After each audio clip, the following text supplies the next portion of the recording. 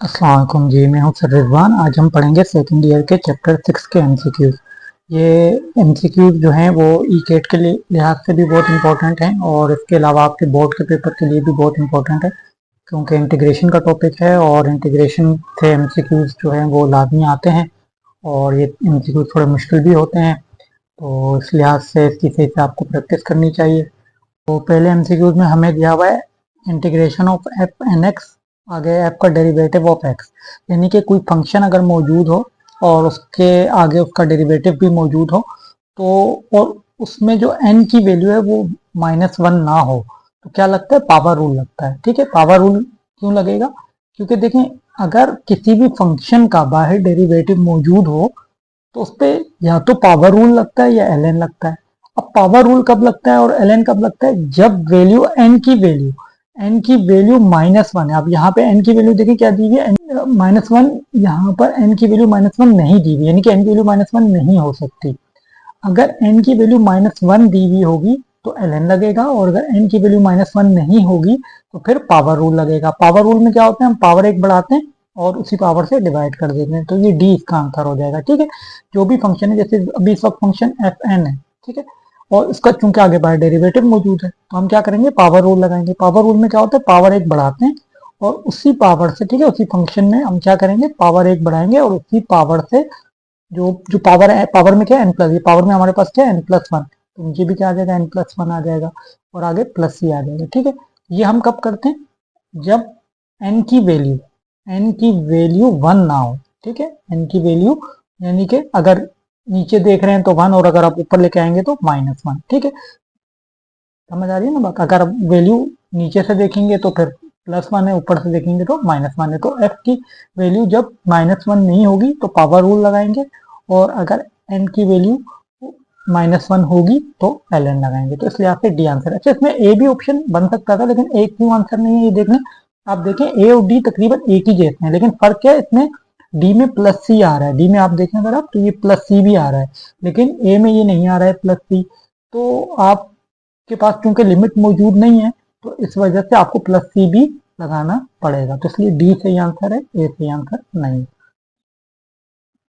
चलिए next MCQ की तरफ चलते हैं। तो नेक्स्ट एमसीक्यू में हमने क्या करना है, अच्छा आप यहाँ पे देखें, ये पहले वाले एमसीक्यू जैसा ही है कि एक फंक्शन है, उसका आगे डेरिवेटिव मौजूद है, लेकिन इस दफा एन की वैल्यू -1 दे दी गई है। अगर एन की वैल्यू -1 होगी तो मैंने आपको क्या बताया था, एल एन लगता है। ठीक है, अगर एन की वैल्यू -1 होगी तो क्या लगेगा, एल एन लगेगा उस फंक्शन का, और अगर एन की वैल्यू -1 नहीं होगी तो पावर रूल लगेगा। ठीक है, पावर रूल लगता है। पहले हमने पावर रूल लगाया था, पावर एक बढ़ा के उस पावर से डिवाइड किया था, लेकिन अब की बारी आपको एल एन लगाना पड़ेगा, क्योंकि आपकी वैल्यू, एन की वैल्यू -1 है। तो एन की वैल्यू अगर -1 हो तो एल एन लगता है। तो इधर हम देखें, एल एन हमारे पास ये सी में बन रहा है। ठीक है, इसका सी सही आंसर बन जाएगा। क्यों? क्योंकि उस फंक्शन का एल एन लेना है आपको। ठीक है, एल एन आपने किस चीज का लेना है, एल एन आपने उस फंक्शन का ले लेना है, और +c भी आप उसमें लगा लेना है। ठीक है, जो भी फंक्शन होगा उसका एल एन लेना है और +c आपने लगा लेना है। अच्छा, और चले नेक्स्ट की तरफ चलते हैं। नेक्स्ट एमसीक्यूज में हमें क्या दिया हुआ है, अच्छा नेक्स्ट एमसीक्यूज में एन की वैल्यू -1 है। ठीक है, एन की वैल्यू क्या दी हुई है, -1 दी हुई है। एक इंटीग्रेशन आपको दिया हुआ है, इंटीग्रेशन में एक्स के ऊपर पावर एन दी हुई है और dx दिया हुआ है। ठीक है, और एक्स, एन की वैल्यू -1 है, तो अगर एन की वैल्यू -1 है तो ये आपका इस तरीके का बन जाएगा। तो अब अगर -1 है तो मैं अगर इसको नीचे ले जाऊं तो नीचे आके +1 बन जाएगा। तो यानी आपको इसका इंटीग्रेशन बेसिकली लेना है। तो 1/x का इंटीग्रेशन क्या होता है, ln x होता है। ठीक है, तो डी इसका आंसर आ जाएगा। ठीक है, वजह क्या है, ln मैंने अभी आपको बताया, किसी भी फंक्शन का, अगर देखिए पावर क्या है, -1 लगी ना, एन की वैल्यू -1 है तो ln लेते हैं। वो कब लेते हैं, जब जो भी फंक्शन है उसका आगे उसका डेरिवेटिव मौजूद है, तो इसका डेरिवेटिव 1 मौजूद है, तो चूंकि इसका डेरिवेटिव मौजूद है तो इसलिए उस फंक्शन का ln लिया जाता है। तो ln x + c जो है वो इसका आंसर हो जाएगा। चलिए नेक्स्ट एमसीक्यूज की तरफ चलते हैं। नेक्स्ट एमसीक्यूज में हमें क्या दिया हुआ है, नेक्स्ट एमसीक्यूज में हमें कहना है sin x cos x dx। तो हमें क्या करना पड़ेगा, पहले बाहर जो है, अगर हम sin x का जो है वो ले लेते हैं, sin x है, तो sin x अगर हम डेरिवेटिव ले लें तो उसमें पावर रूल लगेगा, लेकिन पावर रूल कहीं पे लग नहीं रहा है। तो फिर हमें इसमें जो है इसको पहले बनाना पड़ेगा, 1/2 ठीक है, हमें दिया हुआ क्या था, हमें यूं दिया हुआ था साइन एक्स कॉस एक्स दिया हुआ है ना, तो हम क्या कर रहे हैं 2 से मल्टीप्लाई और डिवाइड करा देते हैं। ठीक है, जो आपको क्वेश्चन दिया हुआ है उसको हमने 2 से मल्टीप्लाई और डिवाइड करा दिया। ऐसा इसलिए क्या था कि ये फार्मूला बन गया। आप देखिए फार्मूला बन गया, 2 sin x cos x क्या होता है, sin 2x होता है, sin 2x dx हो गया। अब आप इसका इंटीग्रेशन ले सकते हैं। ठीक है, sin 2x को इंटीग्रेट करें तो क्या होता है 1/2 ऐसे लिखेंगे। sin x का इंटीग्रेशन क्या होता है, cos sin का होता है माइनस cos। ठीक है, sin का इंटीग्रेशन क्या होता है, minus cos 2x divided by 2। ठीक है, sin 2x का इंटीग्रेशन है। अच्छा, अब ये 2 2 का 4 हो जाएगा। अब इसका आंसर क्या हो जाएगा, minus cos 2x divided by 2 2 का 4 हो जाएगा और प्लस का सी आ जाएगा। तो ये कौन सा ऑप्शन बन रहा है, डी बन रहा है, -1/4 cos 2x प्लस सी। ठीक है, डी इसका सही आंसर हो जाएगा। चले नेक्स्ट एमसीक्यू की तरफ चलते हैं। चले नेक्स्ट एमसीक्यू क्या दिया हुआ है हमें, नेक्स्ट में हमें बोल रहे हैं जी एक्स का स्क्वायर ln ई एक्स का स्क्वायर डी एक्स। तो अब आप यहाँ पे देखें, इधर देखें ln से ई कट जाएगा, ln और ई जो है ना एक दूसरे के रेसिप्रोकल होते हैं, कट जाते हैं। तो पीछे क्या बच जाएगा, एक्स का स्क्वायर और एक्स का स्क्वायर बच जाएगा। एक एक्स स्क्वायर ये बच गया, ये दोनों कट गया तो ये भी एक एक्स स्क्वायर बच गया। तो इस तरीके से हमारे पास आंसर क्या आ गया, यानी हमें इसका इंटीग्रेशन बेसिकली लेना है। तो इसका इंटीग्रेशन लेने का क्या मौजूद तरीका है, देखें एक्स का आगे ये जो x है इसका बाय डेरिवेटिव मौजूद है ना, लेकिन x का डेरिवेटिव dx मौजूद है ये। तो चूंकि x का डेरिवेटिव मौजूद है तो हम क्या कर सकते हैं, पावर रूल लगा सकते हैं। तो पावर रूल क्या होता है, पावर एक बढ़ाते हैं उसी पावर से डिवाइड कर देते हैं। ठीक है, प्लस का की लिमिट नहीं है तो प्लस का सी भी आ जाएगा। तो एक्स की पावर 5/5 प्लस सी, बी इसका आंसर हो जाएगा। ठीक है जी, चलिए नेक्स्ट एमसीक्यू की तरफ चलते हैं। तो यहाँ पे फिर पहले जैसे ही क्वेश्चन दिया हुआ है तो हम यहाँ लिखते हैं ई एल एन एक्स का क्यूब डी एक्स। अब आप इसको अगर इंटीग्रेट करेंगे तो देखें इस ई से ये एल एन तो कट जाएगा, पीछे क्या रह जाएगा, एक्स का क्यूब डी एक्स, इन इसका इंटीग्रेशन लेना है। तो चूंकि एक्स का आगे, ठीक है ये एक्स है फंक्शन, इसका आगे क्या मौजूद है, डेरिवेटिव। एक्स का डेरिवेटिव क्या होता है, डी एक्स मौजूद है। तो चूंकि एक्स का बाय डेरिवेटिव मौजूद है तो अब आप पावर रूल लगा सकते हैं, पावर एक बढ़ाएंगे और उसी पावर से डिवाइड करके प्लस सी कर देंगे। तो इस तरीके से हमारा सी इसका आंसर हो जाएगा। चले जी नेक्स्ट एमसीक्यू की तरफ चलते हैं। नेक्स्ट एमसीक्यू में हमें क्या दिया हुआ है, नेक्स्ट एमसीक्यू हमें दिया हुआ है वन, नेक्स्ट एमसीक्यू हमें दिया है 1+10 का स्क्वायर एक्स और डी एक्स। तो हमने क्या करना है, इसको पहले इसको कन्वर्ट कर लेते हैं। 1+10 का स्क्वायर क्या होता है, सेक का स्क्वायर। ठीक है, 1+10 का स्क्वायर एक्स क्या होता है, सेक का स्क्वायर एक्स डी एक्स। चलिए आप इसको, यानी आपने इसका इंटीग्रेशन लेना है। तो देखें 10x का डेरिवेटिव क्या होता है, अगर आप 10x का डेरिवेटिव लें तो 10x का डेरिवेटिव होता है सेक का स्क्वायर एक्स। तो सेक के स्क्वायर एक्स को इंटीग्रेट करेंगे तो क्या आएगा, 10x प्लस। ठीक है, तो इसका सही आंसर क्या हो गया, ए हो गया। ठीक है, 10x का डेरिवेटिव है सेक का स्क्वायर और सेक के स्क्वायर का इंटीग्रेशन है 10x। नेक्स्ट एमसीक्यूज में हमें क्या दिया हुआ है, यहाँ पर हमें इंटीग्रेशन दिया हुआ है 2e की power x divided by 1+e की पावर x dx। इंटीग्रेशन लेना है तो पहले हम 2 कांस्टेंट बाहर निकाल लेते हैं। यहाँ आ जाएगा e की पावर x 1+e की पावर x dx। अब आप देखें नीचे वाले फंक्शन का क्या डेरिवेटिव मौजूद है मेरे पास। देखें मैं नीचे वाले फंक्शन का यहाँ डेरिवेटिव निकालता हूँ। अगर नीचे वाले फंक्शन का मैं डेरिवेटिव निकालूँ 1+e की पावर x, तो 1 का डेरिवेटिव होता है 0 और e की पावर x का डेरिवेटिव होता है e की पावर x। यानी मुझे जो डेरिवेटिव मिल रहा है वो e की पावर x। तो क्या मेरे पास ये देखें e की पावर x डेरिवेटिव मौजूद है। तो नीचे जो फंक्शन है अगर उसका ऊपर डेरिवेटिव मौजूद हो और नीचे जो फंक्शन है उसकी पावर 1 हो, ठीक है, अगर ऊपर ऊपर अगर वही फंक्शन ऊपर है तो -1, नीचे है तो +1। आपने देखना है अगर पावर 1 आ रही है तो ln लगता है। ठीक है, क्या लगता है, ln लगता है। तो यानी कि जो डेरिवेटिव है ये तो बस बनाना है और कचरे में फेंकना है। ठीक है, डेरिवेटिव आपने बनाया इसको कचरे में फेंक देना है और जो बाकी नीचे फंक्शन है उस पर ln लगा देना है। तो ये हो जाएगा ln 1+e की पावर x प्लस का c। ठीक है, तो ये हमारे पास आंसर बन रहा है। अच्छा, ये जो 2 है ना इन्होंने पावर में ले गए। तो ln की प्रॉपर्टी होती है कि इसके पीछे कोई कांस्टेंट नंबर हो तो वो पावर में चला जाता है। तो ये पावर में आ जाएगा, इसको पावर में ले जाते हैं प्लस सी। ठीक है, तो ये हमारे पास बी आंसर बन रहा है ln 1+e की पावर x अपॉन e की पावर x का होल स्क्वायर +2 प्लस सी। अगर आप बुक के पीछे अगर देखें तो इस वाले एमसीक्यू का आंसर उन्होंने ए दिया हुआ है। ठीक है, जबकि इसका सही आंसर बी है। तो बुक में आंसर गलत है, आप इसको ठीक कर लीजिएगा। नेक्स्ट एमसीक्यू की तरफ चलते हैं।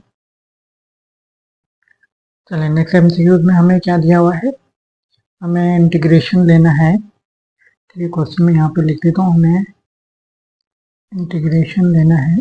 मैं यहाँ पे क्वेश्चन में हमें दिया हुआ e की power x plus 3 ln x upon x का क्यूब और आगे है dx।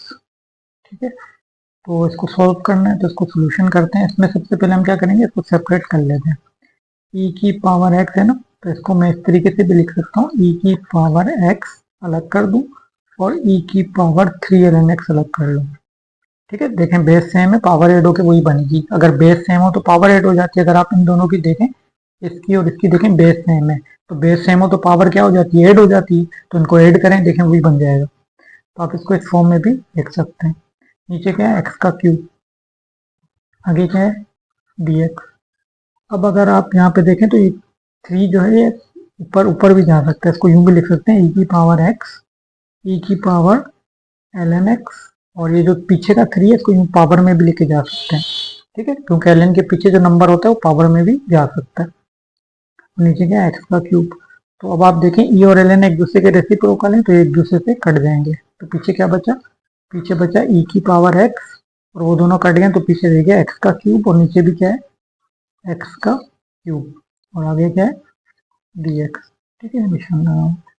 अब x क्यूब से x क्यूब कट जाएगा तो पीछे क्या बच जाएगा, पीछे खाली रह जाएगा e की पावर x dx। अगर इसको इंटीग्रेट करेंगे तो आंसर क्या आएगा, e की पावर x प्लस c। ठीक है, ये आंसर है, तो e की पावर x प्लस c यानी बी आंसर है। ठीक है, चलेगी।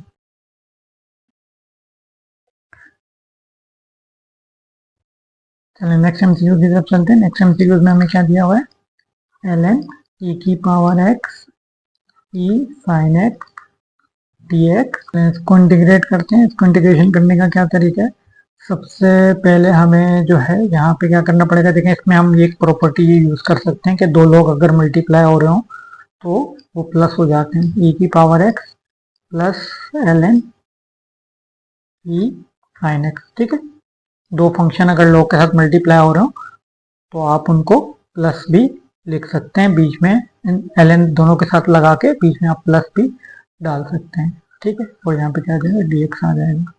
दो लोग मल्टीप्लाई हो रहे थे उसको हमने क्या कर दिया, प्लस कर दिया। चलिए आप क्या करेंगे, अब यहाँ पर देखें ln से e कट जाता है, ln से e कट जाता है, इधर भी ln से e कट जाएगा, तो पीछे क्या रह जाएगा, इंटीग्रेशन ऑफ, वो दोनों तो कट गया, x रह गया, यहाँ पे sin x रह गया। ठीक है, और dx, अब इसको इनको हम सेपरेट कर लेते हैं, तो ये हो जाएगा x dx plus sin x dx। तो अब इसका इंटीग्रेशन लेना है x का, तो x का इंटीग्रेशन क्या होता है, पावर 1 बढ़ाएंगे उसी पावर से डिवाइड कर देंगे, और sin x का इंटीग्रेशन होता है minus cos x plus c। तो वैल्यू क्या आ गई, x square upon 2 minus cos x plus c, यानी c इसका सही आंसर है, x square upon 2 minus cos x plus c। Question में हमें दिया 1 डिवाइडेड बाय x, रूट के अंदर क्या है, एक्स का स्क्वायर माइनस 1, और नीचे है कोसेक इनवर्स x। तो कोसेक इनवर्स x हमें नीचे दिया हुआ है, और आगे तो नीचे जो फंक्शन होता है अगर उसका ऊपर डेरिवेटिव मौजूद हो तो उस पे ln या पावर रूल लगाया जा सकता है। तो आप चेक करें क्या कोसेक इनवर्स x का ऊपर ये डेरिवेटिव मौजूद है। देखें कोसेक इनवर्स x का डेरिवेटिव में यहाँ लिख देता हूँ क्या होता है। अगर आप कोसेक इनवर्स x का डेरिवेटिव लें तो क्या आएगा, इसका derivative -1 divided by x, root के अंदर x का स्क्वायर -1। तो ये डेरिवेटिव हमारे पास कुछ मिलता जुलता मौजूद है, लेकिन यहाँ पे -1 नहीं है, यहाँ +1 है, जबकि हमें यहाँ -1 चाहिए। तो अगर मैं बाहर माइनस लगा के यहाँ माइनस लगा दूं तो ये डेरिवेटिव बन सकता है कोसेक इनवर्स x का। तो इस तरह मुझे डेरिवेटिव मिल गया कोसेक इनवर्स x का। अब जो नीचे फंक्शन है उसका ऊपर डेरिवेटिव तो मौजूद है, तो चूंकि ऊपर डेरिवेटिव मौजूद है, पहले जो बाहर माइनस लगाया वो लिखूंगा, डेरिवेटिव बना के उसको कहाँ फेंकूंगा, कचरे में। ठीक है, डेरिवेटिव बन गया, अभी किसी काम का नहीं है, इसको कचरे में फेंकना है। और जो नीचे वाला फंक्शन है उस पर क्या लगा देना है, ln लगा देना है। क्यों, क्योंकि नीचे जो फंक्शन है उस पर पावर क्या है, 1 है। अगर उस पर पावर 1 हो तो ln लगता है, और अगर 1 के अलावा कोई और पावर हो तो पावर रूल लगता है। अब यहाँ पे ln लगेगा तो क्या लग जाएगा, ln को कोसेक इनवर्स x। ठीक है, अब यहाँ पर हमें जो ऑप्शन दिया हुआ है उसमें ऐसा कोई ऑप्शन नहीं है, तो उन्होंने इस माइनस को ऊपर ले गए हैं। ठीक है, ln लॉग की प्रॉपर्टी होती है कि ln के पीछे अगर कोई कांस्टेंट नंबर हो तो वो कहाँ चला जाता है, वो इधर ये कोसेक ये जो फंक्शन यहाँ मौजूद होता है ना उसके इधर पावर में चला जाता है, तो ये जो पीछे माइनस था ये इधर आ जाएगा, ठीक है, फंक्शन के ऊपर आ जाएगा, तो -1 इधर आ गया, ठीक है, ये पीछे का जो माइनस था ये इधर पावर में चला गया, प्लस का सी, ठीक है, ये आंसर दिया हुआ है हमें, तो इस तरह हमारा ये आंसर हो जाएगा। सही, चलिए नेक्स्ट एमसीक्यू की तरफ चलते हैं। नेक्स्ट एमसीक्यू में हमें दिया हुआ है F x is an anti derivative of F x, तो यानी कि ये कह रहे हैं कि एफ एक्स का एंटी डेरिवेटिव है कैपिटल एफ एक्स, तो यानी कि अगर मैं एफ एक्स को इंटीग्रेट करूं, क्योंकि एंटी डेरिवेटिव है एफ एक्स का, तो एफ एक्स का एंटी डेरिवेटिव का क्या मतलब होता है, उसको अगर आप इंटीग्रेट करें तो वो वैल्यू आएगी, यानी अगर मैं इसको इंटीग्रेट करूं तो मेरे पास क्या आएगा, कैपिटल एफ इंटू एक्स आएगा, ठीक है। तो अब ये कह रहे हैं कि अगर इसको इंटीग्रेट किया जाए एफ एक्स को तो हमारे पास capital F into capital F X आ जाता है। तो अब ये कह रहे हैं कि इसमें अपर लिमिट लगी हुई है बी और लोअर लिमिट लगी हुई है ए, तो क्या तरीका होता है कि पहले हम इसको इंटीग्रेट करते हैं, जब हम इंटीग्रेट करते हैं तो ये वैल्यू आ गई, ठीक है, इंटीग्रेट करके ये वैल्यू आ गई, अब इसमें हम अपर लोअर लिमिट डाल देते हैं, तो जब हम इसमें अपर लिमिट डालेंगे तो अपर लिमिट हमें कितनी दी हुई है, अपर लिमिट हमें दी हुई है बी, पहले अपर लिमिट फिर माइनस लोअर लिमिट कितनी दी हुई है, लोअर लिमिट हमें ए दी हुई है, ठीक है, अपर लिमिट पहले हमने इसको इंटीग्रेट किया क्योंकि इसका एंटी डेरिवेटिव हमें दिया हुआ था एफ एक्स, तो इसका इंटीग्रेट किया तो एफ एक्स आ गया, फिर इसमें अपर लोअर लिमिट डाल दी, तो अपर लोअर लिमिट डाल दी तो ये आंसर आ गया, इस तरह बी हमारा सही आंसर आ गया, एफ बी माइनस एफ। चलें अगले फंक्शन पे चलते हैं। अब यहाँ पे हमें जो इंटीग्रेशन किया हुआ है उसमें अपर लोअर लिमिट सेम है लेकिन उनका साइन डिफरेंट है, तो हमें क्या करना पड़ेगा, हमें हर एक्स की जगह पर माइनस एक्स डालना होगा, ठीक है, हर एक्स की जगह पे माइनस एक्स डालना होगा और dx, अगर मैं हर एक्स की जगह माइनस एक्स डालता हूँ तो ये देखें क्यूब है, माइनस को कैंसिल तो करेगा नहीं, तो यहाँ क्या आ जाएगा, माइनस एक्स का क्यूब ही आ जाएगा, और ये भी इस पर तो कोई पावर ही नहीं है तो माइनस एक्स का माइनस एक्स ही रहेगा, ठीक है, और dx, तो यहाँ पे क्या है -50 से +50 तक। अब मैं अगर यहाँ से माइनस कॉमन ले लूँ तो अंदर क्या रह जाएगा, एक्स का क्यूब प्लस एक्स dx, ठीक है, और यहाँ पे क्या है 50 और यहाँ पे क्या है -50। तो इस तरीके से अगर आप देखें कि जो फंक्शन मेरे पास क्वेश्चन में था वही फंक्शन मेरे पास दोबारा आ गया लेकिन विथ नेगेटिव साइन आ गया, ठीक है, तो अगर विथ नेगेटिव साइन आए तो इसका मतलब ये फंक्शन कैसा है, ओड फंक्शन है, तो ओड फंक्शन अगर हो तो उसका इंटीग्रेशन क्या होता है, जीरो होता है, तो इसका आंसर क्या आ जाएगा, जीरो आ जाएगा, ठीक है, जब मैं इसका इंटीग्रेशन ओड फंक्शन है ना, जब मैं इसको इंटीग्रेट करूंगा तो आंसर क्या आएगा, जीरो आएगा। इसमें हमें इंटीग्रेशन दिया हुआ है साइन 9x cos 11x और dx, ठीक है, और ये -5/2 से लेकर +5/2 तक है, तो अगर हम यहाँ पे देखें तो इसमें भी सेम लिमिट है अपर लोअर लिमिट लेकिन साइन का फर्क है, तो इसलिए इसमें भी हमें वही प्रॉपर्टी यूज करनी पड़ेगी, पहले हर x की जगह पर -x डालना पड़ेगा, तो पहले हम इसमें वैल्यू डाल देते हैं, हर x की जगह पर -x पुट करते हैं, cos 11 -x यहाँ पे पुट करते हैं, आप देखें साइन के साथ जो माइनस होता है वो तो पीछे चला जाता है, अगर मैं यहाँ पे देखूँ तो ये माइनस पीछे चला जाएगा, साइन एक्स और पावर में 9 है, और कोस के साथ जो माइनस होता है वो तो खत्म ही हो जाता है, ठीक है, कोस के साथ जो एक्स होता है, कोस एक्स के साथ जो ये वाला माइनस है ना खत्म हो जाएगा, लेकिन साइन के साथ जो माइनस होता है वो पीछे चला जाता है, तो ये हमारे पास वैल्यू क्या आ गई, वो तो ये वाला माइनस तो खत्म हो गया, अब मैं जब पावर लगाऊंगा तो जगह -sin 9x और cos 11x, तो देखें ये सब फंक्शन क्वेश्चन में था वैसे ही आ गया लेकिन साइन का फर्क आ रहा है,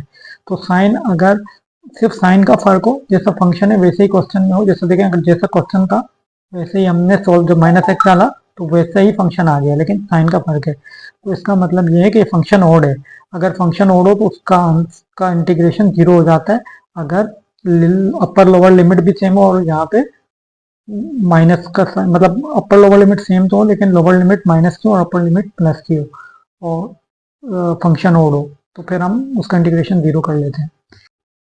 चलिए जी नेक्स्ट क्वेश्चन की तरफ चलते हैं। नेक्स्ट क्वेश्चन में भी हमें इसी तरह अपर लोअर लिमिट दी हुई है जो कि सेम है लेकिन उनके साइन चेंज हैं, तो इसका मतलब ये है कि हमें फिर इस पूरे फंक्शन में हर x की जगह पे -x डाल के पहले चेक करना पड़ेगा, तो वो वैल्यूज डालते हैं, हर x की जगह पे -x डाल देते हैं, और पावर क्या लगी हुई है 10 लगी हुई है साइन के ऊपर, और कोस के ऊपर अगर हम देखें तो कोस के ऊपर जो है कोस के अंदर भी -x डाल देते हैं और इसके ऊपर पावर जो लगी हुई है वो है 11, ठीक है, अब यहाँ पे अगर हम इस माइनस को पीछे लेकर आ जाए तो ये हो जाएगा माइनस साइन एक्स पावर है 10 और ये cos x पावर है 11। अच्छा, यहाँ जो माइनस था वो पीछे क्यों नहीं है, क्योंकि cos के साथ जो एंगल के साथ जो माइनस होता है वो पीछे नहीं आता, वो खत्म हो जाता है। साइन के साथ जो माइनस होता है वो पीछे आ जाता है। ठीक है, अब पावर लगाएंगे, पावर चूंकि इवन है तो माइनस को काट देगी, तो ये हो जाएगा साइन की पावर 10x और यहाँ हो जाएगा cos की पावर 11x। अब आप देखें जैसा क्वेश्चन था बिल्कुल सेम का सेम वैसा ही आपका आंसर आ गया है माइनस एक्स डालने पे। तो अगर सेम फंक्शन आ जाए और अपर लोअर लिमिट जो है वो भी सेम हो लेकिन सिर्फ साइन का फर्क हो, तो क्या करते हैं हम जो है जो भी फंक्शन होता है उसकी अपर लिमिट तो वैसे लिख देते हैं, लेकिन जो लोअर लिमिट होती है उसको जीरो कर देते हैं, पीछे टू लगा देते हैं और जो हमारे पास फंक्शन होता है वो भी हम ऐसे ही लिख देते हैं। ठीक है, तो इस लिहाज से देखा जाए तो हमारे पास क्या आंसर बनता है, डी आंसर बनता है। ठीक है, डी इसका सही आंसर है क्योंकि हमारे पास जो फंक्शन आ रहा है वो फंक्शन इवन है। ठीक है, अगर फंक्शन इवन हो तो फिर हम क्या करते हैं, लोअर लिमिट की जगह जीरो कर देते हैं, पीछे टू लगा देते हैं और सेम फंक्शन जो है वो यहाँ पर लिख देते हैं। नेक्स्ट एमसीक्यू में हमें क्या दिया हुआ है, area bounded by the curve, एक फंक्शन दिया हुआ है और हमें इसका इंटीग्रेशन ही लेना है, क्योंकि जब भी area bounded by the curve आ जाएगा तो हमें उसका इंटीग्रेशन ही लेना होता है। तो हम जब इसका इंटीग्रेशन ले लेंगे, किसका इंटीग्रेशन लेना है, एल एन ई की पावर एक्स का स्क्वायर। ठीक है, इसका आपने इंटीग्रेशन लेना है। ठीक है, एक्स के रिस्पेक्ट में। तो हम क्या करेंगे, इसका इंटीग्रेशन लेने का क्या तरीका है, एल एन से ई कट जाएगा तो पीछे क्या रह जाएगा, एक्स का स्क्वायर dx, यानी कि एक्स के स्क्वायर का इंटीग्रेशन आपको लेना है। तो पावर एक बढ़ाएंगे, उसी पावर से डिवाइड भी कर देंगे।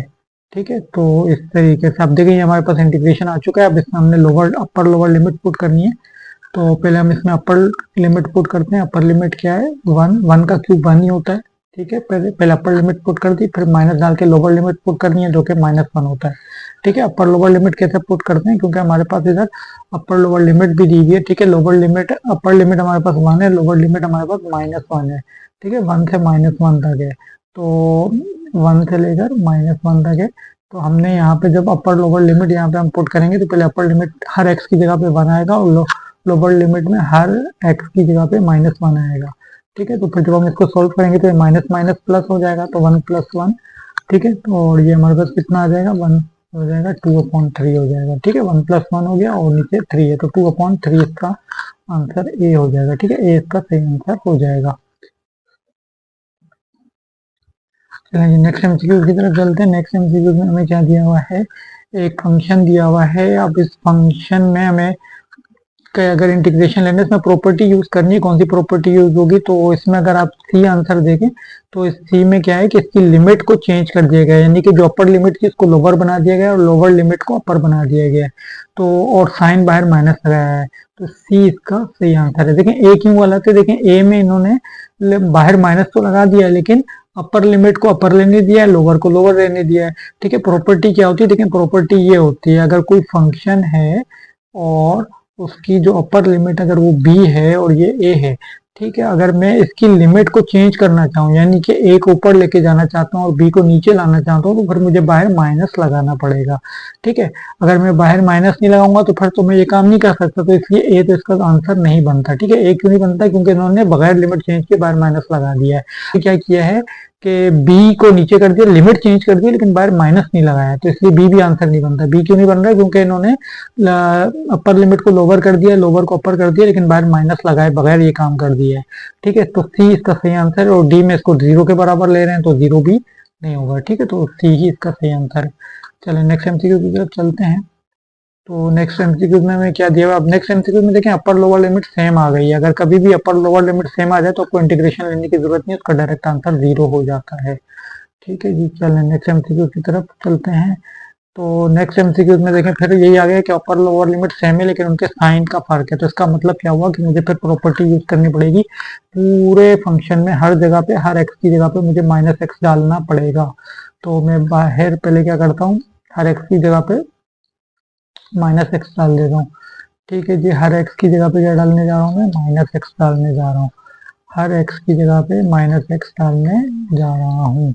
ठीक है, और उस पूरे के ऊपर पावर जो है वो 5 भी लगी हुई है, यहाँ पर पावर 5 आ गई है। ठीक है जी, फिर इधर आ जाए, यहाँ पे भी हर एक्स की जगह पे मुझे क्या डालना है, माइनस एक्स डाल देना है।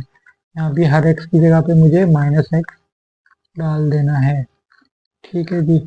अब आप यहाँ पे अगर देखें तो जब मैं हर एक्स या माइनस डालूंगा तो देखें पावर 5 है, पावर 5 जो है वो इस माइनस को नहीं काट सकेगी। ठीक है, ओड पावर क्या होती है, ओड पावर में ये माइनस जो है वो नहीं कटेगा, बल्कि ये एक्स की पावर 5 जो है वो माइनस एक्स की पावर 5 बन जाएगा। ठीक है, इवन पावर तो माइनस को काटती है लेकिन ओड पावर माइनस को नहीं काटती है। और ये माइनस, अब ये यहाँ भी इवन पावर है, देखें ये पावर भी इवन है, तो इवन पावर माइनस को नहीं काटेगी, तो ये माइनस ही देगा और ये माइनस माइनस प्लस बन जाएगा, एक्स का क्यूब हो जाएगा। फिर ये प्लस माइनस माइनस आ जाएगा और यहाँ पर क्या आ जाएगा, एक्स आ जाएगा। ठीक है, और इस पूरे के ऊपर पावर क्या लगी हुई है, 5 लगी हुई है, इस पूरे के ऊपर पावर 5 लगी हुई है। अब यहाँ बाहर आ जाए तो यहाँ पे अगर आप देखें तो इवन पावर माइनस को काट देगी, तो ये हो जाएगा 5x की पावर 4। यहाँ भी इवन पावर माइनस को काट देगी, हो जाएगा माइनस 3x का स्क्वायर हो जाएगा। ठीक है, स्क्वायर ने माइनस इवन पावर होने के से माइनस कट गया, माइनस 6 का स्क्वायर प्लस 1 और ये हो जाएगा dx हो जाएगा। चले अब आप देखें, अगर मैं इस माइनस से, अगर इस वाले टर्म के अंदर से मैं यहाँ से यहाँ तक अगर मैं माइनस बाहर निकाल दूं तो माइनस बाहर निकालने से क्या होगा, अगर मैं यहाँ से माइनस बाहर निकालता हूँ तो ये देखें मेरे पास किस तरीके का बनेगा, तो जो एक्स की पावर 5 यहाँ पे क्या आ जाएगा, प्लस साइन चेंज हो जाएंगे ना, ये माइनस का हो जाएगा, ये माइनस एक्स का क्यूब हो जाएगा और ये प्लस एक्स आ जाएगा यहाँ पे।